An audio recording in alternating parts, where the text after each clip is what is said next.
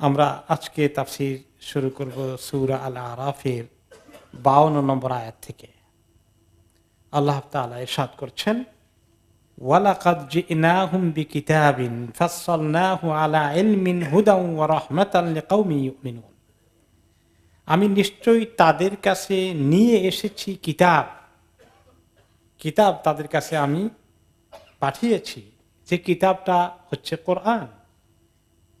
এই কিতাবটাকে ফাসসালনাহু, আমি এটাকে তাফসিল করেছি, অর্থাৎ বিস্তারিতভাবে আলোচনা করেছি।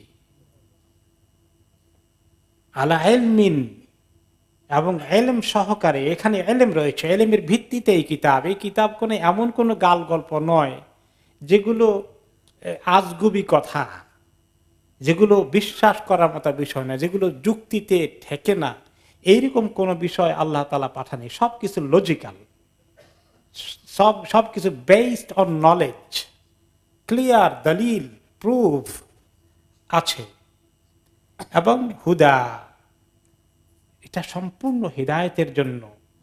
এটা পড়লেই মানুষ হিদায়াত খুঁজে পাবে, কখনো কনফিউজ হবে না। ওয়া রাহমা, আর এটি হচ্ছে রহমত লিকাউমিন ইউমিনুন, ওই লোকদের জন্য রহমত যারা ঈমান আনে।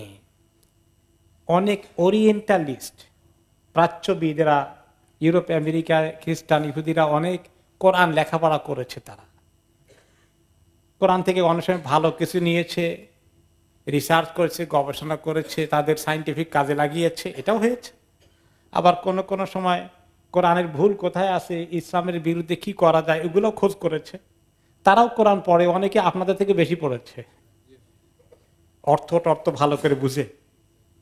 কিন্তু এই কোরআন তো তাদেরকে হেদায়েতও দিল না, ইলমও দিল না, রহমতও দিল না। কেন দিল না? কারণ তারা ঈমান আনেনি। যারা এরকম লেখাপড়া করবে, ঈমান আনবে যে এই কোরআন আল্লাহর কিতাব, সে আল্লাহর প্রতি বিশ্বাস রয়েছে, সে আল্লাহ পাঠিয়েছেন, এই যে একটা অনুভূতি, ফিলিং সহকারে কোরআন তেলাওয়াত করলে, তাহলে তারা এগুলা কি পাবে? তারা ইলম পাবে, হুদা পাবে, রাহমা পাবে লিকাউমিন ইউমিনুন, যারা সত্যিকার ঈমান এনেছে তাদের জন্য সব অপেক্ষা করছে। তা আমরা যদি সত্যি রহমত চাই, আল্লাহ তাআলার হেদায়েত চাই, আমাদেরকে ভালো করে কোরআন পড়তে হবে এবং বোঝারও চেষ্টা করতে হবে না। শুধু তেলাওয়াতে নিতে সওয়াব পাওয়ার উদ্দেশ্যে পড়তে হবে, আর কোনো কাজ নাই কোরআনের, আছে নাকি? আছে। তাহলে কোরআনের, আমরা যারা এত আরবি ভাষায় দক্ষ হইনি, আমাদের কোরআন বোঝার কোনো উপায় আছে? আছে। ফার্স্ট তর্জমা পড়ি, আল্লাহ তাআলার এই কালামটার মধ্যে কি আছে, একটু তর্জমা পড়লে একবার জানলাম যে এই অর্থগুলো। তর্জমায় অনেক সময় হয়তো অনেক কিছু ক্লিয়ার হয় না, তার জন্য একটু তাফসিরও মাঝে মধ্যে বোঝার চেষ্টা করা দরকার। প্রথম আমাদের সবার টার্গেট হওয়া দরকার যে আমি কোরআনের তর্জমা, যারা বাংলা পড়ি, যারা ইংলিশ পড়ি, আমরা একবার তর্জমাটা খতম করি। তাহলে মোদ্দা কথায় ব্রিফলি একটু আইডিয়া হবে যে কোরআনের মধ্যে আল্লাহ তাআলা কি জ্ঞানগুলো রেখেছেন। ঠিক কিনা বলেন? এরপরে এই 1 নম্বর টার্গেটে পরে 2 নম্বর টার্গেট একটা থাকা দরকার। সেটা কি? ভালো একটা তাফসির আমি পড়বো বাংলায় বা ইংলিশে, বিগিনিং টু দ্য এন্ড, কমপক্ষে একটা তাফসির আমি শেষ করি। একটা তাফসির শেষ হয়ে গেলে আরেকটা তাফসির ধরি। বলে তাফসির কি একটা পড়লে হয় না? একটা পড়লে হয় না, তাফসির অনেকগুলো পড়া লাগে। আমি আপনাদের এখানে প্রেজেন্ট করার জন্য 2টাকে বেশি করে আমি রিভিশন করি। একটা হলো তাফসির ইবনে কাসির, আর তাফসির কুরতুবী। 3 নম্বরে ইমাম ইবনুল কাইয়িমের বাদায়ে তাফসির। মাঝে মধ্যে আরো 2-4টাও দেখা লাগে, যখন কোনো কিছু মোর বোঝা দরকার হয়। তাহলে কোরআনের তাফসির পড়ার একটা ইন্টারেস্ট আমাদের ভিতরে জাগ্রত হওয়া দরকার আছে কিনা। এটা অনেক, যারা আমরা লেখাপড়া করতে পারি, সময় আল্লাহ তাআলা দিয়েছেন, চেষ্টা করি না কেন? আপনার কাছে নিজের কালেকশনে তারজমা তাফসির থাকা দরকার, যে প্রতিদিন আপনি তেলাওয়াত করবেন 1 পারা, আধা পারা, যা পারেন, তরজমা পড়বেন 5 পৃষ্ঠা, 10 পৃষ্ঠা, আর যখন সুযোগ হয় তাফসির পড়বেন 5-7 পৃষ্ঠা, 2 আয়াত, 3 আয়াত, 5 আয়াত, যা পারেন। এরকম একটা প্ল্যান, প্রতিদিন হয়তো সুযোগ হবে না, তাহলে একদিন পরে একদিন হলো, অথবা 3 দিন পরে একদিন হলো, অন্তত একটা প্ল্যান থাকা দরকার। এটা গুড আইডিয়া কিনা? আল্লাহ তাআলা আমাদেরকে তৌফিক দান করুন। আর তাফসির শোনা দরকার, শোনার জন্য আসেন আলহামদুলিল্লাহ, কিন্তু নিজেও একটু বোঝার চেষ্টা করি আমরা। এরপরে আল্লাহ তাআলা বলছেন হাল ইয়ানজুরুনা ইল্লা তা'ওয়িলাহ, এই যে কাফেরদের কাছে মক্কায় কুরাইশরা এবং আরব দেশের অন্যান্য জায়গায় যাদের কাছে ইসলামের দাওয়াত পৌঁছলো ওই সময়, তারা কোরআনকে এত গুরুত্বপূর্ণ একটা মৌলিক জ্ঞানের কিতাব, আরব দেশে আর কোনো বই পুস্তক আছে এই কোরআনের বাদ দিয়ে পড়ার জন্য তেমন কোনো বইও তো নাই। দরকার ছিল যে এই কোরআন নাজির হয়েছে আমরা এটা পড়ি দেখি কি জ্ঞানের কথা আছে। তারা আসলো না, গুরুত্ব দিল না, ঈমানও আনলো না, বরঞ্চ তার বিরুদ্ধে আরো কি করলো, ষড়যন্ত্র করলো, দুশমনি করলো। কিভাবে কোরআনকে স্তব্ধ করে দেওয়া যায়, বন্ধ করে দেওয়া যায়। আল্লাহ তাআলা তাদেরকে ধমক দিয়ে বলছেন, থ্রেট করে বলছেন হাল ইয়ানজুরুনা ইল্লা তা'ওয়িলাহ, তারা কি অপেক্ষায় আছে কোরআনের ব্যাখ্যা, কোরআনের বাস্তবায়ন কখন তাদের ক্ষেত্রে হবে। তা'ওয়িল শব্দের অর্থ হলো ব্যাখ্যা, তাবির শব্দের অর্থ হলো আবার এর বাস্তব জিনিস। যেমন তা'ওয়িল অর্থ তাফসীর। আব্দুল্লাহ ইবনে আব্বাস রাদিয়াল্লাহু আনহুমা নবী করিম সাল্লাল্লাহু আলাইহি ওয়াসাল্লামের চাচাতো ভাই, খুব আদরের, নিজের ছেলের মতো করে পালছেন নিজের ঘরে, অনেক ছোট, ওনার ছেলের মতো পেলেছেন। তো তিনি বললেন যে ওনাকে নবী করিম সাল্লাল্লাহু আলাইহি ওয়াসাল্লাম ছোটকালে একদিন কাছে ডেকে বললেন আল্লাহুম্মা আল্লিমহুদ্দীন ওয়া আল্লাহুম্মা ফাক্কিহুদ্দীন ওয়া আল্লিমহু তা'ওয়িল, আল্লাহ তাকে তাফসীর শিখিয়ে দেন এবং দ্বীনের জ্ঞান দান করেন। তো তিনি কি বললেন, আল্লিমহু তা'ওয়িল, আল্লাহ তাকে তাফসীর শিক্ষা দেন। এই হলো তা'ওয়িলের অর্থ। আবার তা'ওয়িলের আরেকটি অর্থ হচ্ছে স্বপ্নের ব্যাখ্যা করা। অনেকে স্বপ্ন দেখে, স্বপ্ন দেখি তো অস্থির হয়ে যায়, ব্যাখ্যা কি পাওয়া যায়? যা স্বপ্ন দেখি স্বপ্নের ব্যাখ্যা পাওয়া যাবে? যদি ব্যাখ্যা তালাশ করতে থাকেন তাহলে তো দিনের অনেক সময় এই ব্যাখ্যার পেছনে দিতে হবে। আর কোন সময় যারা আম্বিয়া কেরাম ছিলেন, কোন সালফে সালেহিনকে আল্লাহ তাআলা কিছু জ্ঞান দিয়েছে, তারা স্বপ্নের ব্যাখ্যা করেছেন। তো এই ব্যাখ্যাটা করতে পারা, এটার নামও তা'ওয়িল। তা'ওয়িল রুইয়া, স্বপ্নের ব্যাখ্যা করা। এখন আল্লাহ তাআলা বলছেন তারা কোরআনের কি ব্যাখ্যার অপেক্ষায় আছে অথবা এর বাস্তবায়নের অপেক্ষায় আছে। ব্যাখ্যা এবং বাস্তবায়ন দ্বারা কি বোঝানো হয়েছে পরের অংশে বলা হচ্ছে, ইয়াউমা ইয়াতি তা'ওয়িলুহু ইয়াকুলুল্লাযীনা নাসুহু মিন ক্বাবলু ক্বাদ জাআত রুসুলু রাব্বিনা বিল হক, যেদিন এই কোরআনের ব্যাখ্যা তাদের কাছে নাজিল হয়ে যাবে, তাদের কাছে আসবে, বা কোরআনের বাস্তব কথাগুলো তারা যখন বাস্তবে পাবে, সেদিন যারা ভুলে গিয়েছিল এর আগে এই কোরআনকে অনুসরণ করতে, যারা চায়নি, বর্জন করেছে, ভুলে গিয়েছে, তারা তখন আফসোস করে বলবে ক্বাদ জাআত রুসুলু রাব্বিনা বিল হক, আমাদের কাছে আমাদের নবীগণ তো হক কথা নিয়েই এসেছিলেন। ওই দিন তারা আফসোস করবে যে কোরআন তো আজকে বাস্তবায়ন হয়ে গেল। সেদিনটা কোন দিন বলেন তো ভাই? কিয়ামতের দিন।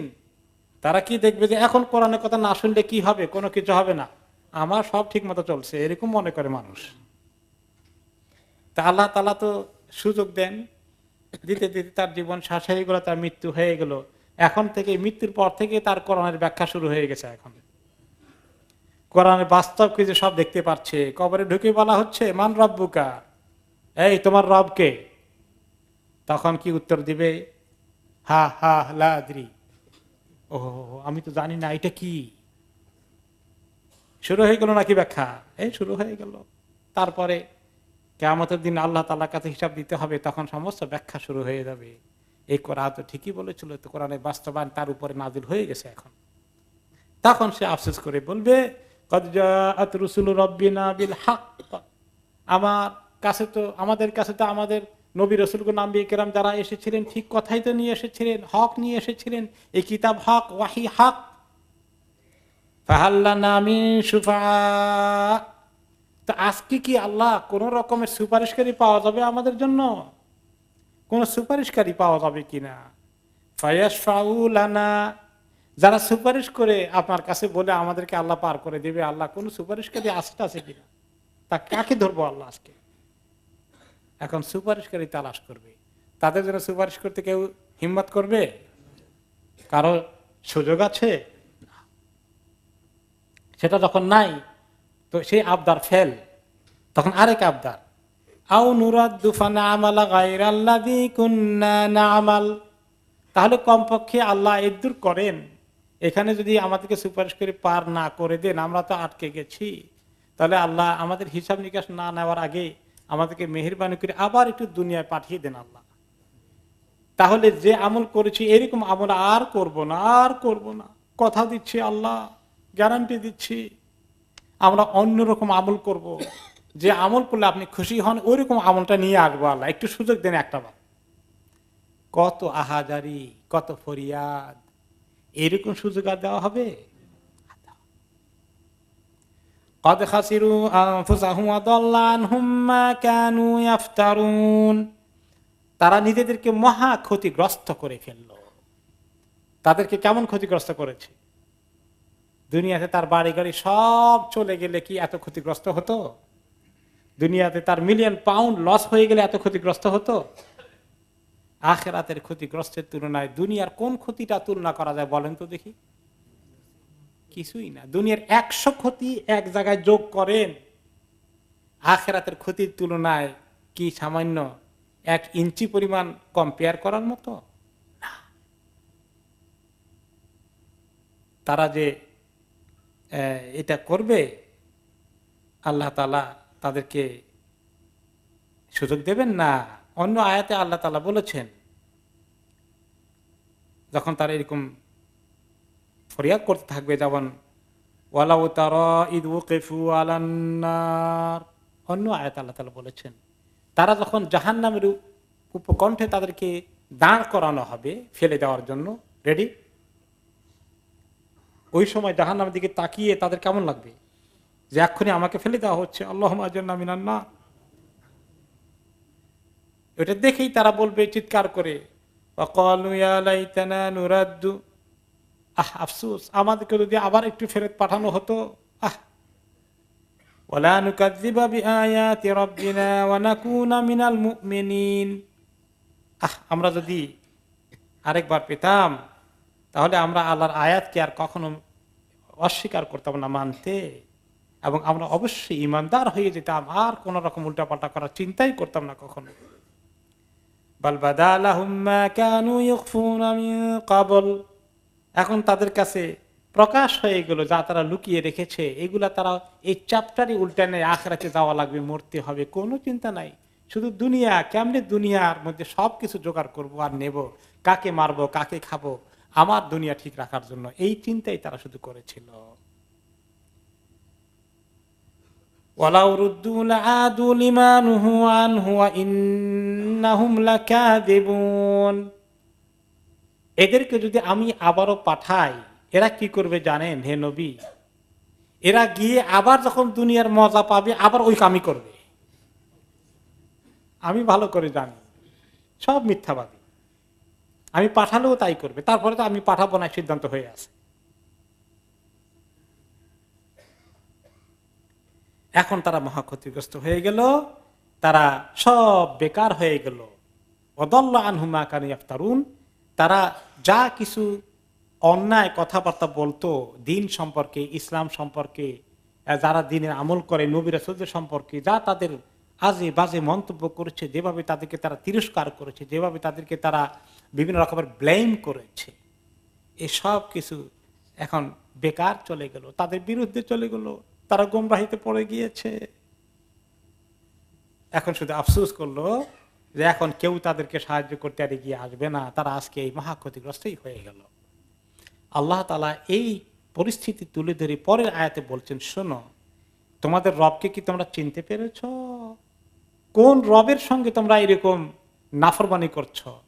কোন রবকে মানতে অস্বীকার করো আর কুফরি করো? সেই রবকে চেনো? ইন্না রাব্বাকুম, তোমাদের রবকে জানো? নিশ্চয়ই তোমাদের রব হচ্ছেন আল্লাহ। সে আল্লাহ কেমন? আল্লাযী খালাকাস সামাওয়াতি ওয়াল আরদা ফি সিত্তাতি আইয়াম, যিনি আকাশগুলোকে এবং জমিনকে সৃষ্টি করেছেন কয় দিনে? 6 দিনে। সুম্মা ইস্তাওয়া আলাল আরশ, অতঃপর আরশের উপরে তিনি ইস্তিওয়া গ্রহণ করেছেন। আরশের উপরে আসীন হয়েছেন, বা কেউ বলে সমাসীন হয়েছেন। তাহলে আরশের উপরে সমাসীন হয়েছেন, আরশের উপরে ইস্তেওয়া করেছেন। ইয়গশিল লাইলান নাহার, রাত দিনকে ঢেকে ফেলে। ইয়াতলুবুহু হাসিসা, এবং দ্রুত গতিতে সেটাকে ধরার জন্য, তার টান আসার জন্য একটা পরে একটা ঘুরতে থাকে। এখানে আল্লাহ তাআলা সৃষ্টি করে আরশের উপরে আসীন হয়েছেন। এই তাফসীরের মধ্যে আপনারা জানেন যে আরশের মধ্যে আল্লাহ তাআলা আছেন, কিভাবে আছেন, কেমনে আছেন, কি করেন, এগুলো আমাদের জানার কোনো উপায় আছে? এগুলো শুধু শব্দের তর্জমা যা আছে তাই, এগুলো কোনো ব্যাখ্যা করা যাবে? আল্লাহ তাআলা ব্যাখ্যা না করলে, রাসূলুল্লাহ সাল্লাল্লাহু আলাইহি ওয়াসাল্লাম ব্যাখ্যা না করলে, আচ্ছা আরশের মধ্যে আল্লাহ তাআলা কি বসে থাকেন না শুয়ে থাকেন, আউযুবিল্লাহ, এরকম প্রশ্ন করা যাবে না। এবং কিছু এই বিষয়গুলো যেগুলো বিস্তারিত কোরআন এবং হাদিসে বলা হয় নাই, আল্লাহ তাআলার বিভিন্ন সিফাত সংক্রান্ত, আল্লাহ তাআলার হাত আছে, হাতটা কেমন, এগুলো নিয়ে প্রশ্ন করার সুযোগ নাই। এগুলো আল্লাহর সিফাত, আল্লাহ তাআলাকে দেখি নাই এবং আমাদের পক্ষে দেখা সম্ভব নয়। আমরা দেখবো একদিন আল্লাহ তাআলা তৌফিকে রাখলে জান্নাতে গিয়ে ইনশাআল্লাহ। তার আগ পর্যন্ত আল্লাহ তাআলাকে বুঝার মতো আল্লাহর সঙ্গে মিলে ছোটখাটো এমন কোন জিনিস আছে নাকি কোন সৃষ্টির মধ্যে? না, লাইসা কামিসলিহি শাই ওয়া হুয়াস সামিউল আলিম, তার মতো কোনো কিছু নাই। আল্লাহুল মাসালুল আলা, আল্লাহ তাআলার জন্য সর্বোত্তম এক্সাম্পল। কোন এক্সাম্পল দিয়ে আল্লাহকে বোঝানোর চেষ্টা করেন যে আল্লাহ এরকম করেন, এরকম এরকম, এগুলো বলা যাবে না। এই জন্য ইমাম মালিক রহমতুল্লাহ আলাইহি দার্স দিচ্ছেন মসজিদে নববীতে বসে। আপনাদের এই তরিকা আরো কত লোক সেখানে ছিল, সেখানে সমস্ত দুনিয়া থেকে লোকেরা ওনার কাছে পড়তে যেতেন। শুধু মদিনার লোকেরা না, সারা দুনিয়া থেকে যেত। তো ওনার এই দার্সের মধ্যে বসে একদিন প্রশ্ন করলো যে আমার একটা প্রশ্ন আছে, মাল ইস্তিওয়া, ইস্তিওয়াটা কিরকম, কেমন জিনিস? ইস্তিওয়া, আল্লাহ যে আসীন হন, সমাসীন হয়েছেন আরশের মধ্যে, কেমনে কি করে, কেমনে আসীন হলেন, কি করে, ওইটার একটি বিস্তারিত ব্যাখ্যা কি করবেন? তখন তিনি কি জবাব দিলেন? আল ইস্তিওয়াউ মালুম ওয়াল কাইফু মাজহুল ওয়াল ঈমানু বিহি ওয়াজিব ওয়াস সুআলু আনহু বিদআহ। যে আল ইস্তিওয়া মালুম, যে আল্লাহ তাআলার ইস্তিওয়া শব্দটার অর্থ আরবিতে মালুম, আমরা বুঝি ইস্তিওয়া অর্থটা কি মোটামুটি বোঝা যায়। আরব দেশে এটার একটা অর্থ আছে যেমন আসীন হওয়া, হ্যাঁ, সমাসীন, এইটার একটা অর্থ। তো এটা তো এই অর্থটার স্বাভাবিক অর্থটা সবাই বুঝে। ওয়াল কাইফু মাজহুল, কেউ যদি বিস্তারিত জানতে চায়, মাজহুল, সেটা অজানা আমাদের কাছে, জানার কোনো উপায় নাই। এটা জানার মতো এই মগজ, ব্রেইনও তো আমাদের নাই, এত কিছু ধারণ করার অসম্ভব। কাজেই ওয়াল ঈমানু বিহি ওয়াজিব, আর আল্লাহ তাআলা ঈমান, এই আয়াতের উপরে ঈমান আনা এটা ওয়াজিব, এটা ফরজ। ওনারা ওয়াজিব বলতে বুঝান কি? ফরজ। ওয়াস সুআলু আনহু বিদআহ, আর এই ব্যাপারে প্রশ্ন করাটা বিদআত, রং, এটা বিদআতের লক্ষণ। তারপরে তিনি আরো বলেন কি জানেন? ওয়ালা আরাকা ইল্লা সাহিবা বিদআহ উখরুজ মিন্না, আমার মনে হয় যে তুমি বিদআতকারী ছাড়া কোনো ভালো মানুষ না, তুমি আমার ক্লাস থেকে বাইরে হয়ে যাও। তোমার উল্টো পাল্টা প্রশ্ন করে তুমি আমার ছাত্রদেরকে করাপ্টেড করে ফেলবা, গেট লস্ট। উল্টা পাল্টা ছাত্রও ক্লাসে জায়গা দেন নাই, কারণ বাকিদেরকে নষ্ট করে ফেলবে। আল্লাহ তাআলা আরশের উপরে ইস্তেওয়া গ্রহণ করেছেন। তাহলে আল্লাহর পরিচয়ের মধ্যে কয়টা জিনিস বলেন? প্রথমে আকাশ জমিনকে সৃষ্টি করেছেন 6 দিনে। এটা 6 দিনে এত বিশাল কিছু সৃষ্টি করা, আল্লাহ তাআলার কিরকম ক্ষমতার প্রমাণ আমাদের কাছে চলে আসে তাহলে? 6 দিনে এত বিশাল জগৎ সৃষ্টি করা। সুম্মাস্তাওয়া আলাল আরশ, এরপর তার আরশ আছে এবং তিনি আরশের উপরে আসীন হয়েছেন, এই 2 নম্বর। 3 নম্বর হচ্ছে ইউগশিল লাইলান নাহার, এই রাতকে দিন ঢেকে ফেলে, দিনকে রাত ঢেকে ফেলে। তার মানে যেভাবে রাত আর দিন যায়, ইয়াতলুবুহু হাফিসা, একটা আরেকটাকে খোঁজে, একটা আরেকটা পিছনে লাগা আছে। তার মানে দিন চলে যাচ্ছে, রাত আসছে, রাত গেলেই দিন আসছে, মাঝখানে কোনো গ্যাপ আছে, ব্রেক আছে? কোন সময় দিন চলে গেলেও রাত আসতে একটু দেরি করছে, এই ঘটনা ঘটেছে? রাত চলে গেছে, দিন এখনো আসলো না, এরকম ঘটবে না। সাইকেলটা এইভাবে করা হয়েছে হাফিসা, একটার পিছনে দিয়ে আরেকটা লাগানো আছে, একটা আরেকটাকে ধরার তালে আছে, ওইটা শেষ, এটা ঢুকছে। আবার কোনো কোনো কেউ বলবে যে না, হয় অনেক সময় দেখা যায় শীতকালে দিন দেরিতে আসে, রাত লম্বা হয়ে যায়, গরমকালে দিন সকাল আসে, রাত্র দেরিতে আসে। তো এই দেরির এটার ব্যাখ্যা আল্লাহ তাআলা করে দিয়েছেন।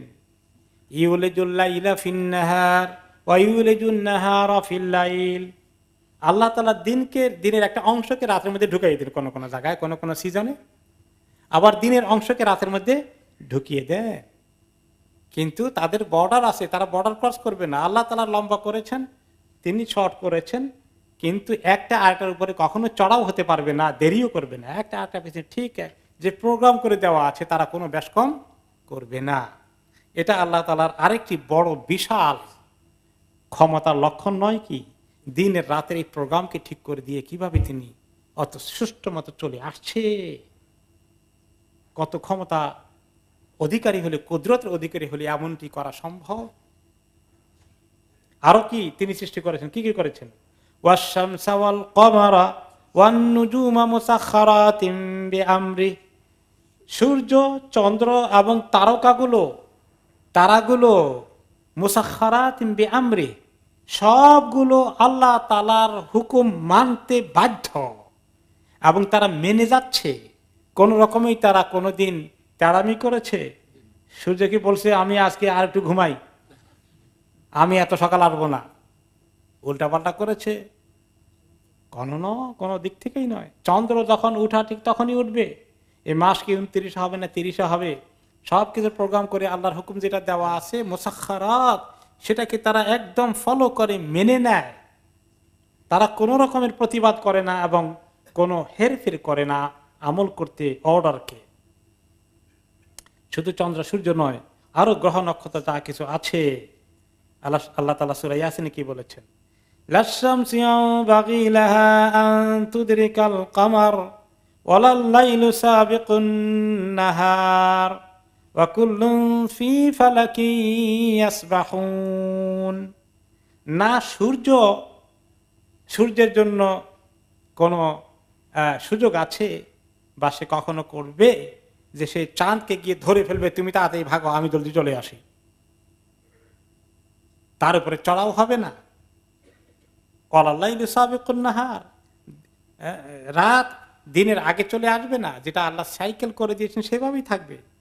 ওয়া কুল্লুন ফি ফালাকিন ইয়াসবাহুন, প্রত্যেকটি নিজের যে কক্ষপথ আছে সেখানে সাঁতার কাটে, সেখানে সে তার প্রদক্ষিণ করে যায়, তার ডিউটি পালন করে যায়। তাহলে এত বড় বড় সৃষ্টিগুলো আল্লাহ তাআলার হুকুম মানে নাকি মানে না? কোন এই এত মহা গ্রহগুলো কোনটা আল্লাহর হুকুম নাফরমানি করে বলেন? সূর্যের পাওয়ার কত, সাইজ কত? এই সূর্য পৃথিবী থেকে কত গুণ বড়?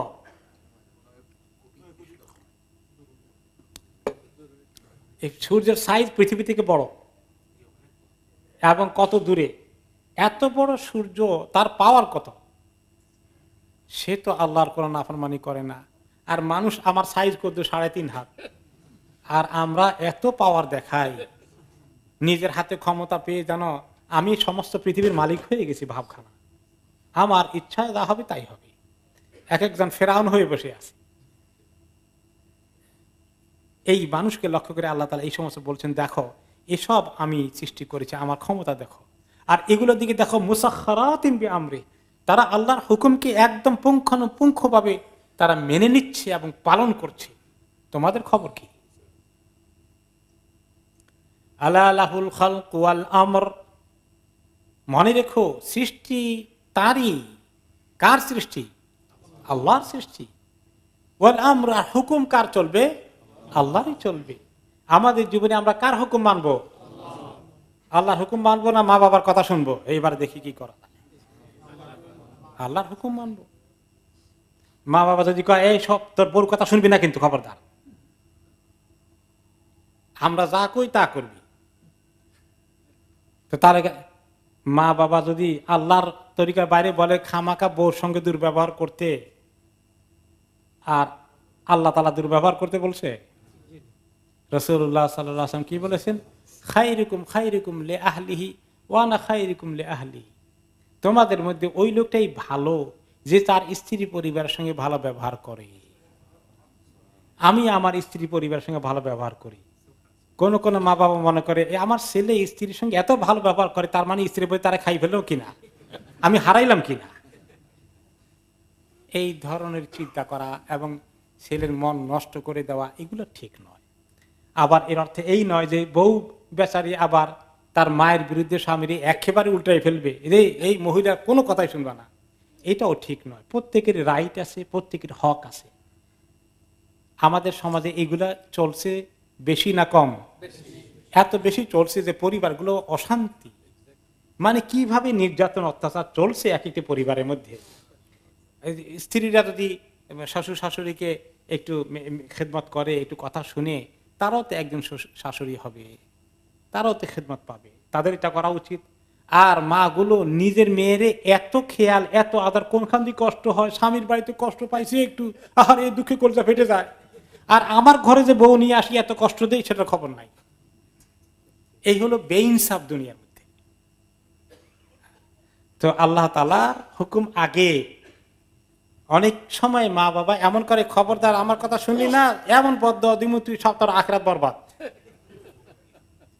আল্লাহ থেকে আপনার, আল্লাহর আইনের থেকে, আল্লাহর কমান্ড থেকে আপনি বড় হয়ে গেছেন।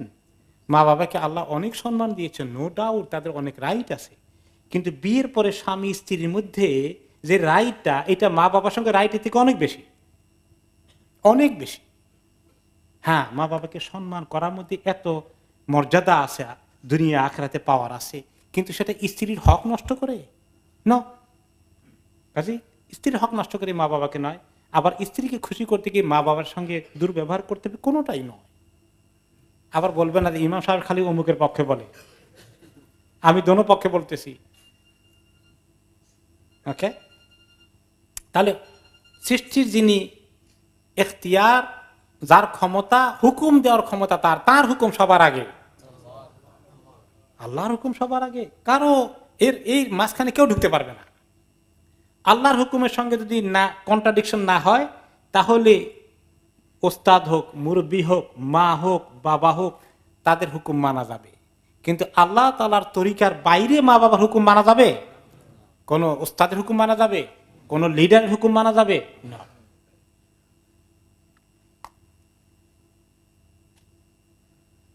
এই যে আল্লাহ তাআলার সমস্ত সৃষ্টি তার, মুলুকিয়ত তার। লাব্বাইক আল্লাহুম্মা লাব্বাইক, লাব্বাইক লা শারীকা লাকা লাব্বাইক, ইন্নাল হামদা ওয়ান নি'মাতা লাকা ওয়াল মুলক। সমস্ত ক্ষমতা কার হাতে? আল্লাহ তাআলার হাতে।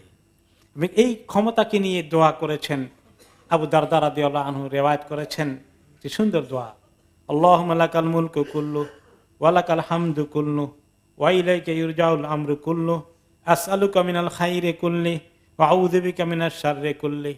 যে আল্লাহ, আপনার জন্য সমস্ত ক্ষমতা পুরোটা আপনার হাতে, কারো হাতে কোনো ক্ষমতা নাই, এবং সমস্ত প্রশংসার আপনি হকদার, পুরোটাই প্রশংসার পাওয়ার উপযুক্ত একমাত্র আপনি।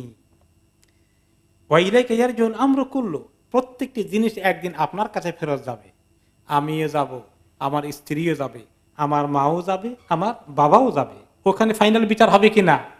খবরদার কেউ কার উপরে জুলুম করবেন। দুনিয়াতে আপনি আপনার জুলুম চালিয়ে যান, আখিরাতে আল্লাহর কাছে একদম কড়ায় গন্ডায় হিসাব দেওয়া লাগবে। ওয়াইলাকা ইয়ারজিউল আমরু কুল্লু, সব কিছু আপনার কাছে একদিন যাবে। আসআলুকা মিনাল খাইরি কুল্লি, আল্লাহ সমস্ত কল্যাণ যেখানে আছে কল্যাণ আল্লাহ আমি পুরোটাই আপনার কাছে চাই। আউযু বিকা মিনাশ শাররি কুল্লিহি, আর যেখানে কোনো খারাপি আছে, ক্ষতি আছে, অকল্যাণ আছে, সেটার পুরোটা থেকে, সবটা থেকে আল্লাহ আমি আপনার কাছে পানা চায়, আশ্রয় চায়। এই আল্লাহর পরিচয় দিয়ে যে তোমরা এই আল্লাহর সঙ্গে নাফরমানি করো না, সেই আল্লাহ তাআলার কাছে আমরা কিভাবে তার ইবাদত করব, তার কাছে দোয়া করব, তার কাছে চাইবো, এত ক্ষমতা যার কাছে আছে তার কাছেই তো চাওয়া দরকার। আর কারো কাছে চাইলে ফায়দা হবে? তার কাছে চাওয়া দরকার। কেমনে চাবো? চাওয়ার তরিকা, দোয়া করার তরিকা, চাওয়ার জন্য যে সবচেয়ে বড় উসিলা ব্যবহার করি আমরা, সেটা কি? দোয়া। এই দোয়ার তরিকা আল্লাহর কাছে চাই, তাই না? সেই বিষয়ে আল্লাহ তাআলা এখন বলছেন, উদউ রাব্বাকুম তাদাররুআন ওয়া খুফিয়া ইন্নাহু লা ইউহিব্বুল মু'তাদিন। তোমরা ডাকো আল্লাহ তাআলার কাছে খুব কাতর হয়ে, নিজেকে নরম করে, নিজেকে ছোট করে, আর একটু গোপনে ডাকো, বেশি করে আল্লাহ তাআলাকে গোপনে ডাকো। ইন্নাহু লা ইউহিব্বুল মু'তাদিন, যারা সীমা লঙ্ঘনকারী তাদেরকে তিনি পছন্দ করেন না। আল্লাহর কাছে দোয়া করার সঙ্গে সীমা লঙ্ঘনের কি প্রশ্ন আসলো? কিছু লোক দোয়া করতে গিয়ে সীমা লঙ্ঘন করে, যে দোয়ার মধ্যে সীমা লঙ্ঘন করো না, আল্লাহ তাআলা তুমি দোয়ার মধ্যে ভালো কাজের মধ্যে সীমা লঙ্ঘন করো না, সেটাও আল্লাহ পছন্দ করেন না। দোয়ার মধ্যে সীমা লঙ্ঘন হয় কেমনি আমরা একটু পরে আসবো ইনশাআল্লাহ। এখন আমরা দেখতে পাচ্ছি যে আল্লাহ তাআলা আমাদেরকে শিখিয়ে দিচ্ছেন আল্লাহ তাআলার কাছে দোয়া করতে। দোয়া অনেক বড় ইবাদত। এই জন্য হাদিস শরীফে কি এসেছে? আর দুআউ হুয়াল ইবাদা, দোয়াই হচ্ছে আসল ইবাদত। কারণ কি? দোয়াতে আমি নিজেকে ফকির বানাই, আল্লাহকে অনেক গনি বানাই, আমি আল্লাহর কাছে সব চাই, আমি ছোট, আমার আল্লাহ অনেক বড়। এই জিনিসটা দোয়ার মধ্যে বেশি ফুটে ওঠে, ঠিক কিনা? এটাই আসল তাওহীদ। এখন এই খুফিয়ার কথা বলতে গিয়ে একটি হাদিস এসেছে। আবু মুসা আশআরী রাদিয়াল্লাহু তাআলা আনহু বলেন, রাফা'আন নাসু আসওয়াতাহুম বিদুআ। একবার লোকেরা হজ উপলক্ষে এক জার্নিতে কোন কোন রিওয়ায়াতে আসছে, লাব্বাইক আল্লাহুম্মা লাব্বাইক বলে এমন চিৎকার করছে আর এমন বিভিন্ন রকম দোয়া করছে, সবাই অনেক জোরে জোরে। তো নবী করিম সাল্লাল্লাহু আলাইহি ওয়াসাল্লাম বললেন, আইয়ুহান নাস আরবিউ আলা আনফুসিকুম ফাইন্নাকুম লা তাদউনা আসাম্মা ওয়ালা গায়িবা ইন্নাল্লাযী তাদউনা সামিউন কারীব। হে লোকেরা, নিজেদের উপর একটু রহম করা, এত অস্থির হয়ে চিৎকার করে দোয়া করে একটা টায়ার্ড হইও না, হয়রান হইও না। তোমরা যাকে ডাকো তিনি তো বধির না, তিনি তো কানে শুনেন না, এমন তিনি না, তিনি খুব কানে শুনেন, এবং তিনি গায়েব না, তোমাদের থেকে অনেক দূরে না, তিনি উপস্থিত, তিনি হাজির। ইন্নাল্লাযী তাদউনা সামিউন কারীব, যাকে তোমরা ডাকো তিনি সব শুনেন এবং অনেক কাছে। কত কাছে? অনেক কাছে। আল্লাহ তাআলা অনেক কাছে, কিন্তু অনেকেই জোরে বেশি করে দোয়া করে। এই জোরে দোয়া করাটা কতটুকুন ভালো কাজ, আরেকটি হাদিস আমরা দেখি। হাসান বাসরী রাহমাতুল্লাহ আলাইহি বলেন, অনেক লোকেই খুব জোরে সোরে প্রকাশ্যভাবে বেশি ইবাদত করে, দোয়ার ইবাদতও জোরে করে, জিকিরও জোরে করে। এইগুলাকে তিনি বলেন এগুলা সালফে সালেহিন এই তরিকায় করেননি। সাহাবায়ে কেরাম, তাবে তাবিঈন এরকম জোরে জোরে চিৎকার করে জিকির করা, জোরে জোরে চিৎকার করে দোয়া করা, বিশাল বিশাল ঘন্টা পরে ঘন্টা দোয়ায় থাকা, এগুলা ওনারা কখনো করেননি, একসঙ্গেও করেননি। ওনারা সবাই একলা একলা করতেন। তিনি বলেন, ইমাম আল হাসান বাসরী রাহমাতুল্লাহ আলাইহি চিনছেন তো? অনেক বড় মাপের ইমাম, সালফে সালেহিন, একজন বড় তাবেঈন। তিনি বলছেন, ইন কানা রাজুলু লাকাদ জামা আল কুরআন ওয়া মা ইয়াশউরু বিহিন নাস। কিছু লোক আছে আমাদের, আমরা সালফে সালেহিন থেকে সাহাবীদেরকে দেখেছি, উনি তো তাবেঈ, উনি সাহাবীদের কথা বলেন, এবং কিছু তাবেঈকে তিনি দেখেছেন, তারা কোরআন জমা করেছে বা হিফজ করেছে, কেউ টেরও পায়নি। কোরআন খতম করতেছে, পড়ছে রাত দিন, অনেক কাউকে টের পাইতেই দেয় না, নিজে এত গোপনে পড়ে, গোপন আমল করে। ওয়া ইন কানা রাজুলু লাকাদ ফাকিহাল ফিকহাল কাসীর ওয়া মা ইয়াশউরু বিহিন নাস। এবং কিছু লোক অনেক ইসলামিক জ্ঞান অর্জন করেছে, ফিকহ লেখাপড়া করেছে, কোরআন হাদিস তাফসীর, কিন্তু খুব বেশি জানে, এগুলো প্রকাশও করেনি, এগুলো গোপন করেছে। ওয়া ইন কানা রাজুলু লা ইউসাল্লি সালাতা তাওয়িলা ফি বাইতিহি ওয়া ইনদাহু যুর ওয়া মা ইয়াশউরুনা বিহি। ঘরের মধ্যে এভাবে গোপনে এত লম্বা নামাজ পড়ে, কিয়ামুল লাইল করে, তাহাজ্জুদ করে, মেহমান টেহমান বাড়ির সদস্যরা কেউ টের পায় না, গোপনে আস্তে আস্তে কাউকে টের পাইতে দেয় না। ওয়ালাকাদ আদরাকনা আকওয়ামান মা কানা আলাল আরদি মিন আমালিন ইয়াকদিরুনা আন ইয়ামালুহু ফিস সির ফায়াকুনু আলানিয়াতান আবাদান।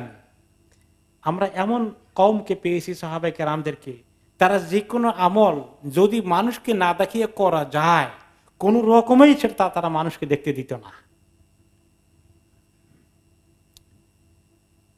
ওয়ালাকাদ কানাল মুসলিমুনা ইজতাহিদুনা ফি দুআ ওয়া মা ইসমাউ লাহুম সাউত। মুসলমানরা যখন দোয়া করত, তাদের কোনো আওয়াজই কেউ শুনতে পেত না, সে অনেকক্ষণ ধরে দোয়া করছে, তার মুনাজাত কেউ শুনতে পেত না। সে এবং তার আল্লাহ গোপনে মনে মনে আস্তে আস্তে করছে, কাউকে জানতে দেয় না। ইন কানা ইল্লা হামসান বাইনাহু ওয়া বাইনা রাব্বিহিম। তারা মনে হয় গোপনে কানে কানে কথা বলছে, তাদের সঙ্গে আল্লাহ একদম ফিসফিস করে কথা বলে। হামসান মানে ফিসফিস করে কথা বলে। আর আমাদের তরিকা কোনটা? রব্বানা আতিনা, এই লম্বা করে সবাই এত জোরে বলো মাইক ফেটে যাবে। আর এরকম জোরে দোয়া করলেই তো বিশাল দোয়া হলো, এবং সেই দোয়ার জন্য মানে হাজার হাজার লাখো লাখো লোক এই দোয়ার জন্য কি যে অবস্থা, কি কিয়ামত চলতেছে।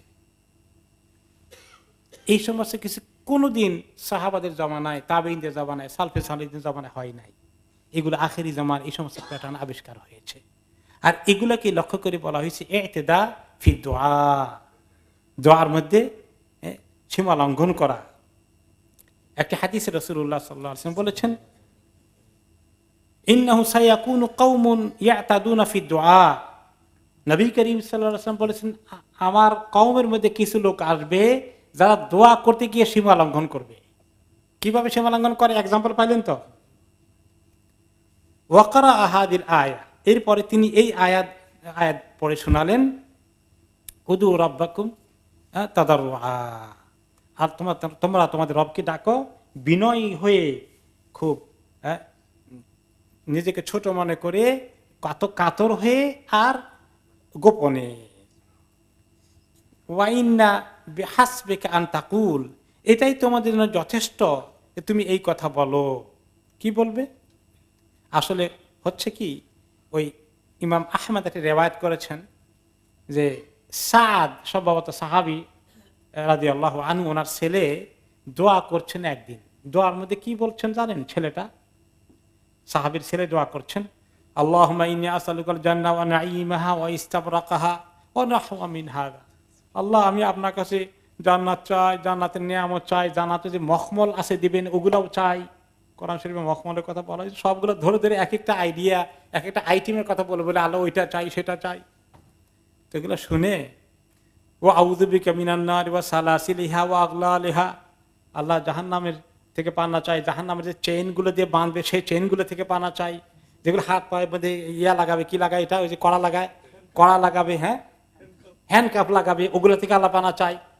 তিনি এগুলো শুনে বললেন, ইয়া বুনাই লাকাদ সাআলতাল্লাহা খাইরান কাসীরা, আমার ছেলে তুমি তো আল্লাহর কাছে অনেক ভালো কিছু চাইলা, ওয়া তাআওয়াযতা বিহি মিন শাররিন কাসীর, আর অনেক খারাপ জিনিস থেকে আল্লাহর কাছে পানা চাইলা। তবে শোনো, আমি তোমাকে হাদিস বলি। নবী করিম সাল্লাল্লাহু আলাইহি ওয়াসাল্লাম বলেছেন, কিছু কওম আছে তারা দোয়ার ব্যাপারে সীমা লঙ্ঘন করবে, বাড়াবাড়ি করবে। তারপরে এই আয়াতটা তিনি পড়ে শোনালেন, যে আয়াতের তাফসীর আমরা এখন করছি। এরপরে তিনি সাহাবী তার ছেলেকে বলেন, অবি হাসবিক আন তাকুল, আরে তুমি এই দোয়াটা করো তো, আমি আল্লাহ নবী থেকে শিখেছি, ওই দোয়াটা শোনো, তুমি এভাবে করো, আল্লাহুম্মা ইন্নী আসআলুকাল জান্নাত ওয়া মা কাররাবা ইলাইহা মিন কাওলিন আও আমাল ওয়া আউযু বিকা মিনান নার ওয়া মা কাররাবা ইলাইহা মিন কাওলিন আও আমাল। দ্যাটস এনাফ, যে আল্লাহ, আমি আপনার কাছে জান্নাত চাই, আর যে আমলগুলো করলে আমাকে জান্নাতের কাছে নিয়ে আসবে সে আমলগুলো চাই। আর আল্লাহ, আমি আপনার কাছে জাহান্নাম থেকে পানা চাই, আর যে আমলগুলো করলে জাহান্নামের কাছে মানুষ চলে আসে সেই আমলগুলো থেকে আপনার কাছে পানা চাই। বাস হয়ে গেল বেটা, এরকম দোয়াই করে, এর বেশি দরকার নেই এত ডিটেলস বলার। আরেক সাহাবী আব্দুল্লাহ ইবনে মুগাফফাল রাদিয়াল্লাহু আনহু, ওনার ছেলে এই কাণ্ড ঘটছে, সেও দোয়া করছে। কি দোয়া করছে? আল্লাহুম্মা ইন্নী আসআলুকাল কাসরাল আবয়াদ আন ইয়ামিনিল জান্নাহ ইযা দাখালতুহা, আল্লাহ, জান্নাতে যখন আমি ঢুকবো, ঢুকার পরেই, ঠিক বেশি দূর না গিয়ে জান্নাতে ঢুকার পরেই গেটের পরে ডান দিকে যে বিশাল একটা সাদা কি থাকবে, প্যালেস থাকবে, সাদা রাজপ্রাসাদে বলতে থাকবে আল্লাহ ওইটা আমার আগে দিয়ে দিয়ে। এরকম যখন বললো ফাকালা ইয়া বুনাই সালিল্লাহুল জান্নাহ ওয়া উযু বিহি মিনান নার, মাই সান, আল্লাহর কাছে শুধু জান্নাত চাও আর জাহান্নাম থেকে পানা চাও, বিল্ডিং কোনটা তোমাকে দিবে সেটা বরাদ্দ করার দায়িত্ব আল্লাহর কাছে দিয়ে দাও। ফাইন্নী সামি'তু রাসূলুল্লাহ সাল্লাল্লাহু আলাইহি ওয়াসাল্লাম ইয়াকুল ইয়াকুনু কাউমুন ইয়াতাদুনা ফিদ দুআ ওয়াত তুহুর, তিনি বলেছেন যে আমার উম্মতের মধ্যে কিছু লোক আছে দুই বিষয় তারা সীমা লঙ্ঘন করবে, বাড়াবাড়ি করবে। একটা তো হলো কি বলছি, একটা দোয়ার ব্যাপারে বাড়াবাড়ি করবে, আর কিছু লোক আছে পাক পবিত্রতার ব্যাপারে বাড়াবাড়ি করবে। একজনে উজু করে 3 বার ধোয় হয় না, পানি ছাড়ছে 5 বার ধুয়ে তারপরে হয় না, ভুল হয়ে গেছে আবার শুরু করছে, পাও ধুতে এতগুলো পানি নষ্ট করে। আর যদি নিজের ঘরে হয় বোধহয় কিছু বিল্ডিংয়ের হিসাব আসে, আর মসজিদে হলে তো কোনো কথা নাই, ছাড়াও যা পারো। এইরকম কিছু লোক করে কিনা বলে। তারপরে একটু বোধহয় কি জানি মনে হয় কোনখানে শুকনো আছে কিনা, আচ্ছা আবার উজু করি, এই ওয়াসার রোগ আছে। তা আমার উম্মতের মধ্যে কিছু লোক এই দুই কাজে বাড়াবাড়ি করবে। কাজে খবরদার, পানি খরচের ব্যাপারে বাড়াবাড়ি করা মোটেই ঠিক না। ইকতাসাদিল ফিল মা'i ওয়ালা কুনতা আলা শাতিল বাহর, পানি খরচের ব্যাপারে, উজুর ব্যাপারে, ইস্তিনজার ব্যাপারে তুমি পরিমিত পানি খরচ করো, ইকোনমি ওয়েতে খরচ করা। ইকতিসাদ মানে ইকোনমি। এমনকি তুমি সাগরের তীরে, নদীর তীরে বসে উজু করলেও অপব্যয় করো না। তাহলে এই দুই কাজে সীমালঙ্ঘন হতে পারে। ইমাম ইবনুল কাইয়িম রাহমাতুল্লাহ আলাইহি এই দোয়ার ব্যাপারে আরো অনেক চমৎকার সুন্দর আলোচনা করেছেন। তিনি যেটা বলেছেন যে আল্লাহ তাআলা যে বলেছেন আমাকে ডাকো বিনয়ী ভাবে এবং খুব গোপনে, তিনি বলেন জানো তোমরা গোপনে দোয়া করার মধ্যে অনেক ফায়দা আছে। কি কি ফায়দা আছে? তিনি 1 নম্বরে বললেন আন্নাহু আযমু ঈমানান, এই গোপনে দোয়া করলে ঈমানটা অনেক বড় হয়ে যায়। কারণ সে জানে আমার আল্লাহ এত পাওয়ার যে আমি ছোট গলা কি দোয়া করছি তিনি শুনতে পাচ্ছেন। তাহলে আল্লাহ তাআলার শান কত, পাওয়ার কত, কুদরত কত, এই ব্যাপারে তার ঈমান টপ লেভেলে আছে। আরেকটি হাদিসে এসেছিল যে ইয়া রাসূলুল্লাহ, এক বেদুইন বললেন ইয়া রাসূলুল্লাহ আমি কি দোয়া জোরে করতে হবে না আস্তে করলে হবে? তখন তিনি বললেন যে তুমি আস্তে করো, কারণ আল্লাহ তাআলা এইভাবে শুনতে পায়। কাজেই এই আস্তে করলে যে আল্লাহ শুনে, এই যে বিশ্বাস করে বিধায় সে আস্তে করে, আর যে জোরে করে সে মনে করে জোরে না বললে বোধহয় আল্লাহ ঠিক মতো শুনবেন না, তাহলে তার আল্লাহ তাআলা শোনার ব্যাপারে তার ঈমানের কমতি হয়ে গেল। ওকে। 2 নম্বর তিনি বলেছেন আনাহু আযম ফিল আদবি ওয়াত তাযীম, আদবের দিক থেকে জোরে করা উত্তম না আস্তে করা উত্তম? তিনি এক্সাম্পল দিয়েছেন, কেউ যদি কোনো মালিকের কাছে, সুলতানের কাছে, কোনো প্রেসিডেন্ট, প্রধানমন্ত্রীর কাছে গিয়ে বলে যে আমাকে এটা দিতে হবে, সেটা দিতে হবে, এটা দেন না কেন, সেটা দেন না কেন, আমাকে ওইটা দেন, তাহলে সে তাকে বেশি দেবে যে ব্যক্তি বলবে যে আমাকে যদি ওই জিনিসটা দিতেন, এটার জন্য আপনার কাছে আসছিলাম। তাহলে এটাকে সে মনে করবে যে অনেক আদবের সঙ্গে বলতেছে, মনোযোগ দিয়ে শুনবে, যদিও আল্লাহর সঙ্গে কোনো মেশাল খাটে না। তো তিনি বলেছেন যে আল্লাহ তাআলার সঙ্গে আদবের সাথে বলবে, খুব গোপনে মনে ভয় রেখে, তার কথাটা মধ্যে অনেক বেশি আদব ফুটে উঠলে আল্লাহ তাআলা শানে। আর চিৎকার করে বলার মধ্যে আদব নাই আল্লাহ শানের মধ্যে। 3 নম্বর হচ্ছে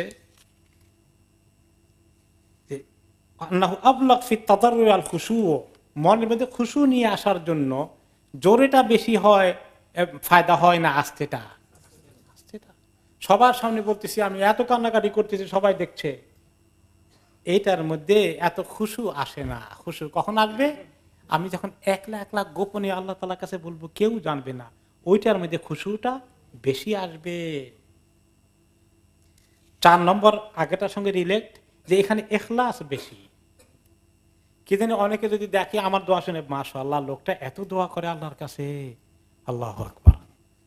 তার একটা এক্সাম্পল হচ্ছে ইমাম খলিফা ওমর ইবনে আব্দুল আজিজ রাহমাতুল্লাহ আলাইহির জামানায় এক লোক আসলো মসজিদের মধ্যে, কি সুন্দর করে নামাজ পড়ে, বাগদাদ থেকে সেই দামেস্কের মধ্যে আসে, তখন ক্যাপিটাল ছিল দামেস্কে, সিরিয়া। তো সে খুব সুন্দর করে নামাজ পড়ছে, অনেক দোয়া করছে। তো ওমর ইবনে আব্দুল আজিজ রাহমাতুল্লাহ আলাইহি একটু তাকিয়ে দেখলেন যে লোকটা তো মনে হয় এই দেশের না, বাইরে থেকে আসছে, কিংবা হয়তো তার পরিচয় ওনার সঙ্গে হয়ে গেছে। তিনি লক্ষ্য করলেন যে খুব মনোযোগ দিয়ে নামাজ পড়ে আর খুব দোয়া করছে।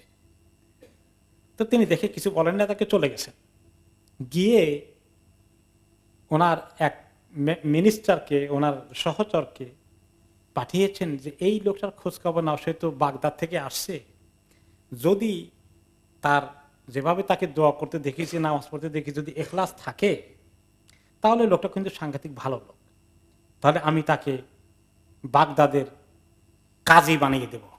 মানে আলেম কিসেম লোক বোঝা গেছে, কাজী বানিয়ে দেবো, তুমি ভালো করে খবর নিয়ে আসো, তাকে চেক করো যে আসলে সে কি ভালো মানুষ কিনা, মুখলেস মানুষ কিনা। খলিফা আপনি চিন্তা করবেন, আমি খবর নিয়ে আসতেছি। গিয়ে বললো, ভাই আপনি কি বাগদাদ থেকে আসেন? জি। কি মনে করে আসলাম আর কি, দেখি।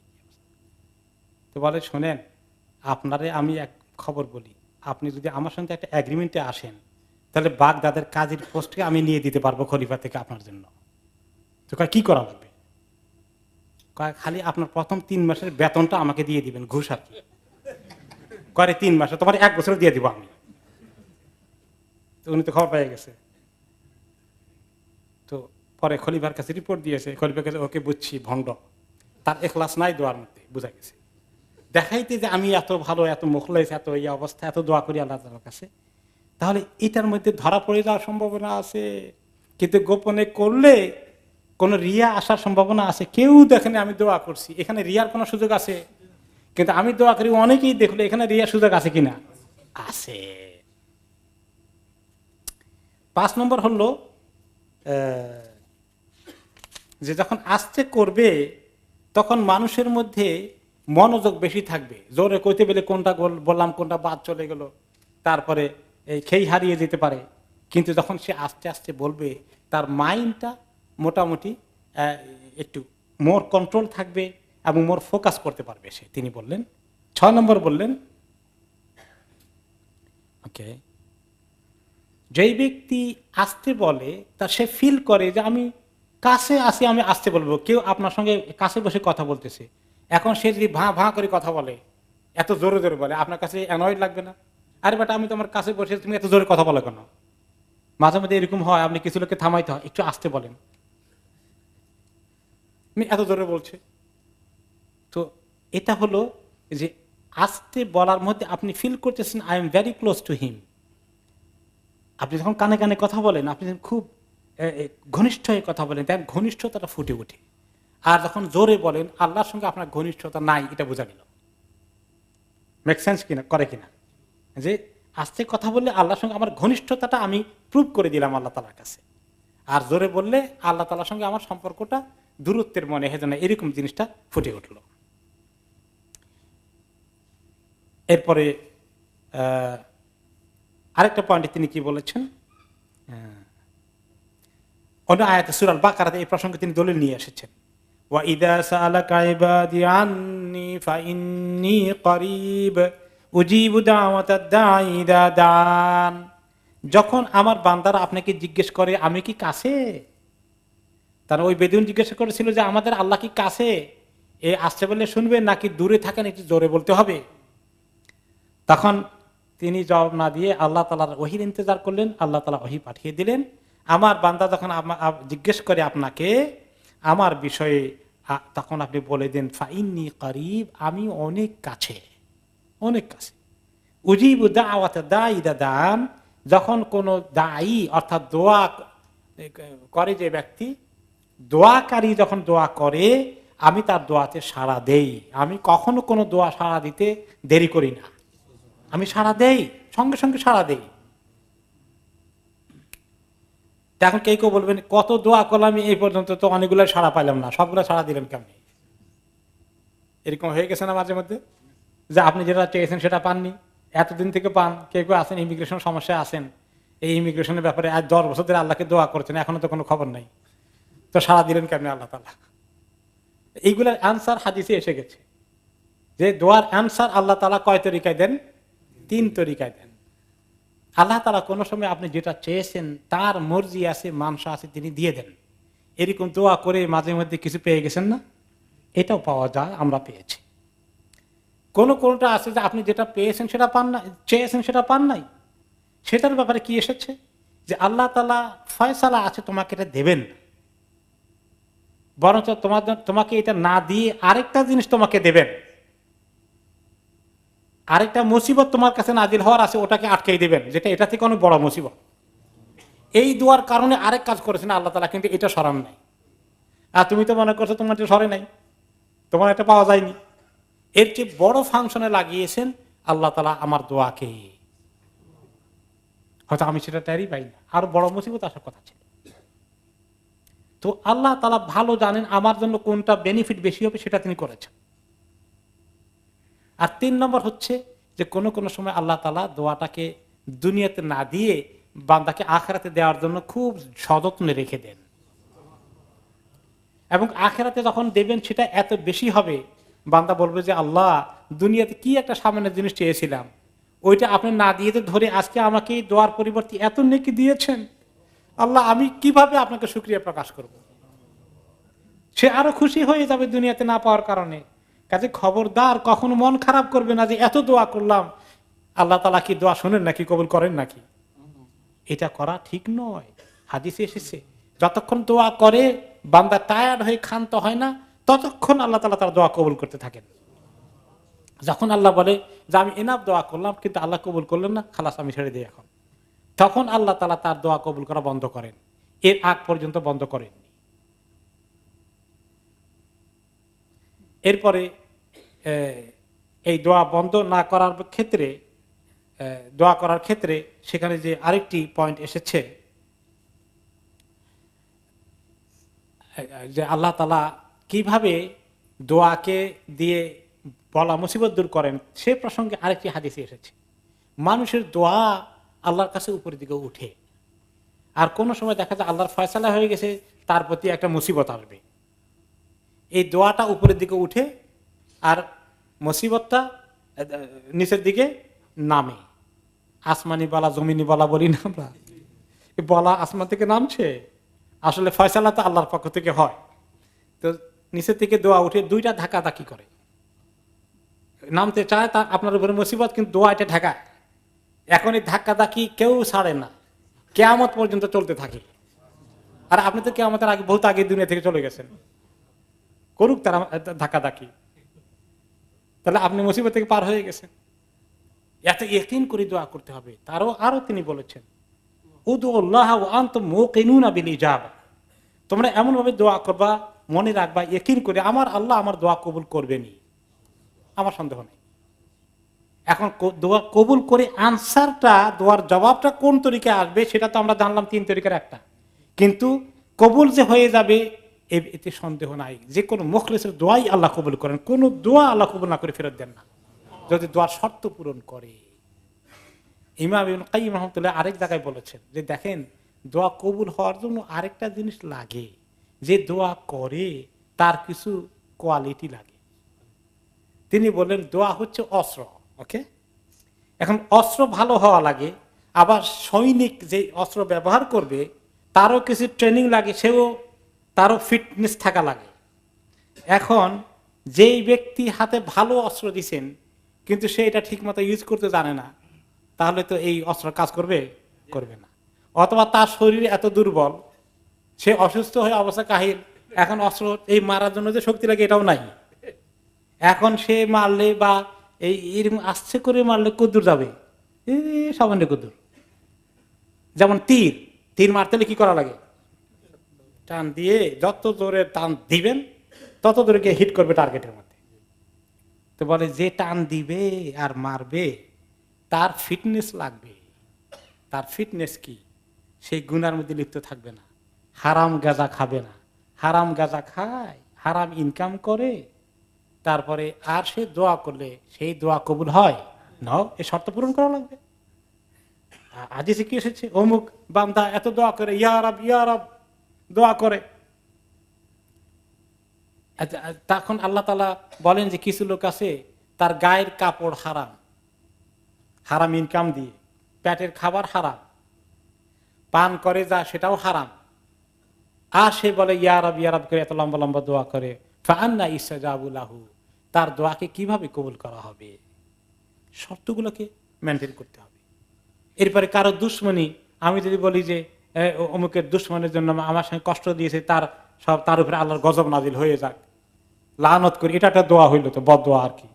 তো এইরকম দোয়া আল্লাহ কবুল করায়, আল্লাহ তাআলা আরেকজনের ক্ষতির জন্য দোয়া করছেন, এটা তো আল্লাহ তাআলা পছন্দ করবেন না। ঠিক আছে, হালাল দোয়া হওয়া লাগবে, হারাম দেওয়া হবে না। কোন জায়গায় গিয়ে বললো যে অমুক মহিলাকে দেখছে তার বিয়ে করার জন্য আল্লাহর কাছে খুব দোয়া করতেছে, কিন্তু এই মহিলা তো আরেকজনের স্ত্রী, সে খবর নাই, এই দোয়া করা জায়েজ আছে? হারাম দোয়া। তো এরকম ভাবে দোয়ার শর্ত মিট করতে হবে। তারপরে যদি শর্ত মিট করেন, তারপরে দেখেন হয় নাই, তাহলে ওই তিনটার একটার মধ্যে পড়েছে আপনার দোয়া, আপনি ইয়াকিন করবেন। যেমন ওমর রাদিয়াল্লাহু তাআলা আনহু বলছেন, আমি যখন দোয়া করি আমি কোনোদিন শঙ্কায় থাকি না যে আসলে কি আল্লাহ আমার দোয়া কবুল করলেন কি না। আমি কোনোদিন চিন্তা করি না, কারণ আমার মুখে দিয়ে, আমার অন্তরকে নরম করে, আমার চোখে পানি এনে যদি আল্লাহ দোয়া করান, এগুলা এনাফ লক্ষণ আমার কাছে যে আমার আল্লাহ তৌফিক না দিলে এগুলো হতো না। তিনি যখন এগুলো করিয়েছেন, আমার দোয়া কবুল হবে, আমার কোনো চিন্তা নাই। এরকম কনফিডেন্স রাখতে হবে। আর দোয়া কি নিজে করতে হয় না কাউকে দিয়ে করাইতে হয়? আমাদের দেশের ট্রেনিং হলো দোয়া তো তুমি কি দোয়া করবা ঘোড়ার ডিম, তোমার লেখা ইয়ে না, নামাজ সামাজ ঠিক নাই, আরে অমুক ইমাম সাহেবকে দিয়ে দোয়া করাও, তার কাজ হয়ে যাবে। এইগুলা আমাদের দেশে এগুলো পাওয়া যায়, উপমহাদেশে পাওয়া যায়, কিন্তু কোরআন হাদিসে এগুলো নাই। নিজের দোয়া নিজে করতে হবে। জায়েজ আছে, আমি আপনাকে বলে ভাই আমার জন্য দোয়া করবেন, এটা জায়েজ আছে। সেই জন্য আপনি মুসল্লিকেও বলতে পারেন, ইমামকেও বলতে পারেন, অসুবিধা, আপনি বলেন তাকে পার্সোনালি। কিন্তু সে দোয়া করলে বেশি কবুল হবে, আপনি করলে কবুল হবে না, এই কথাটা একেবারে জঘন্য অন্যায় কথা। ঠিক কিনা বলেন? জঘন্য অন্যায় কথা। নিজে চোখের পানি ফেলে আল্লাহর কাছে ধরা দেওয়ার মধ্যে যে আল্লাহ কি পরিমাণ খুশি হয়ে যায়, এই জিনিসটা আমরা মিস করে ফেলি। আর দোয়া, এ প্রসঙ্গে ইমাম ইবনুল কাইয়িম রাহমাতুল্লাহ আরেকটি এক্সাম্পল যেটা এনেছিলেন, যে এক বুড়ো দোয়া করলো, তার নাতি অসুস্থ, একদম সিরিয়াস কন্ডিশনে আছে। বুড়া অনেক দোয়া করলো, আল্লাহ আমার নাতিটারে ফেরত দাও, আমার নাতিটাকে ফেরত দাও, অনেক দোয়া করলো। কিন্তু এক পর্যায়ে নাতিটা ইন্তেকাল হয়ে গেল।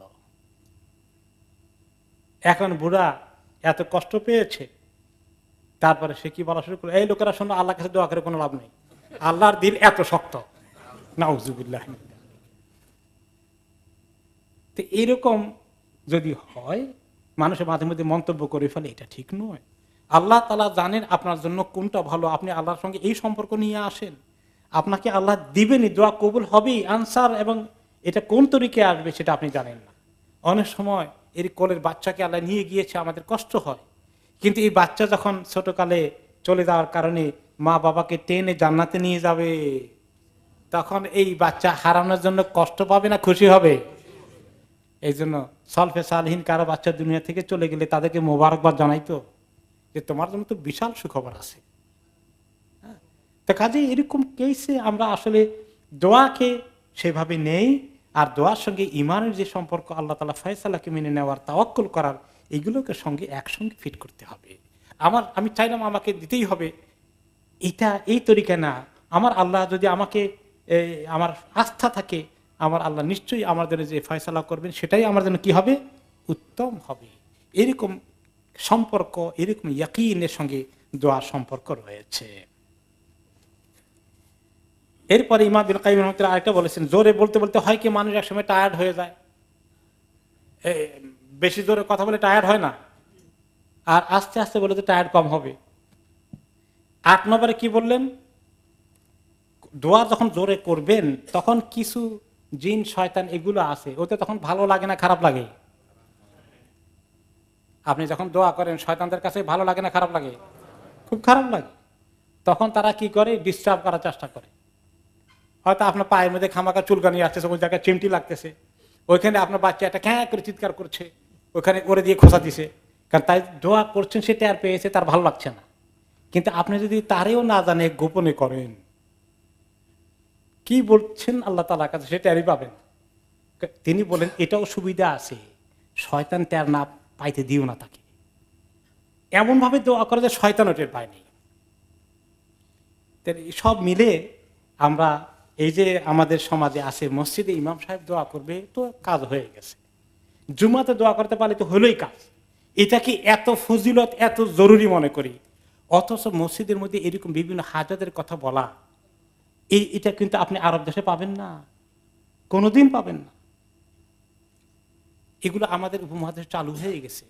এটাকে এত জরুরি মনে করা, একটু দোয়া এরকম করে ডান্সে মাইকের মধ্যে ভালো করে না করলে মনটা খারাপ হয়ে যায়, আহারে ইমাম সাহেব বললাম। আর আমাদের যে বলতে কষ্ট হয় কেন জানেন, আমরা যেরকম করি অনেকে চান সেরকম বলতে পারি না, মাঝে মধ্যে বলি আর কি একটু, কিন্তু ওইরকম বলতে পারি না যেরকম আপনি চেয়েছেন। কেন কেন এরকম করে বলি না বলেন তো? এই যে এতক্ষণ শুনলেন কোরআন হাদিসের মধ্যে এইরকম ওপেনলি দোয়া করার ব্যাপারটা কি খুব বেশি ফজিলতের খবর আসলো? এই কারণে আমাদের হেজিটেশন আসে যে আল্লাহ তাআলা চান যে বান্দা একা একা করুক। মাঝে মধ্যে আমার কাছে এখন মুসল্লি বসলো এরকম মাঝে মধ্যে যায় যে আমার ছেলেটা এবছর হসপিটালে আছে ইমাম সাহেব, তো আপনি একটু দোয়া করবেন আসর নামাজের সময়, মাগরিব নামাজের সময়। আমি বলি যে আপনি এক কাজ করেন না, আপনি নিজে গিয়ে উজু করে সুন্দর করে 2 রাকাত নামাজ পড়ে আল্লাহর কাছে চোখের পানি ছেড়ে দেন, সেজদার মধ্যে কাঁদেন, আল্লাহর কাছে বলেন। তো কেউ কেউ আলহামদুলিল্লাহ শুনেন, মাশাআল্লাহ আসেন। বান্দা যখন সেজদার মধ্যে থাকে আল্লাহ তাআলা সবচেয়ে কাছে থাকে। রাসূলুল্লাহ সাল্লাল্লাহু আলাইহি ওয়াসাল্লাম বলেন ওই সময় তোমরা সুযোগ নিয়ে নাও দোয়া করার জন্য। আর কেউ কেউ বলে, মনে করে যে কথাটা তার মোটেই পছন্দ হলো না, বোঝা গেল ইমাম সাহেব বোধহয় অ্যাভয়েড করতেছেন, গুরুত্ব দিচ্ছেন না, সে মন খারাপ করে ফেলে। এই কনসেপ্টটাকে চেঞ্জ করতে হবে। আমরা আসলে হজে গিয়ে দেখা যায় আমাদের দেশ লোকেরাই অমুক ইমাম সাহেব দোয়া করবেন, সবাই তার পিছনে লাইন দিছে, এই বিরাট বিরাট দোয়া গ্রুপের মধ্যে করছে হজের মধ্যে। রাসূলুল্লাহ সাল্লাল্লাহু আলাইহি ওয়াসাল্লাম দোয়া করছেন আরাফাতের ময়দানে, তিনি একলা সাহাবারা বর্ণনা করছেন তিনি কিভাবে দোয়া করেছেন। ওনার হাত উঁচু হয়ে গেছে, এরকমের ফাঁকে দিয়ে ওনার বগলের তলের অংশ জলজল করে ফুটে উঠছে। কোন সাহাবীতে ওনার সঙ্গে জয়েন করে নাই, ওনাকে পাওয়া গেছে ওনার সঙ্গে দোয়ায় জয়েন করবে না। যদি এইটাই তরিকা হয়, কোন সাহাবী মিস করতে চাইবেন বলেন তো দেখি? কোন সাহাবী ওনার দোয়া জয়েন করে না, প্রত্যেক সাহাবী একলা একলা আল্লাহর কাছে কাঁদছেন। আর আমরা কি আখিরি জামানার ইমাম সাহেবেরা নবী করিম সাল্লাল্লাহু আলাইহি ওয়াসাল্লামকে বেশি বুজুর্গ হয়ে গেছি যে আমার দোয়ার মধ্যে আপনি শরীক হওয়া লাগবে? এই সমস্ত বেসিক নলেজের কমতি আমাদের দেশে প্রচুর হচ্ছে। এগুলোকে আমরা শিখতে হবে কোরআন হাদিস থেকে। দোয়া আমার সঙ্গে আমার আল্লাহর, আমি যত নিরিবিলি করবো আল্লাহ তাআলার কাছে তত বেশি আল্লাহ তাআলা কবুল করবেন।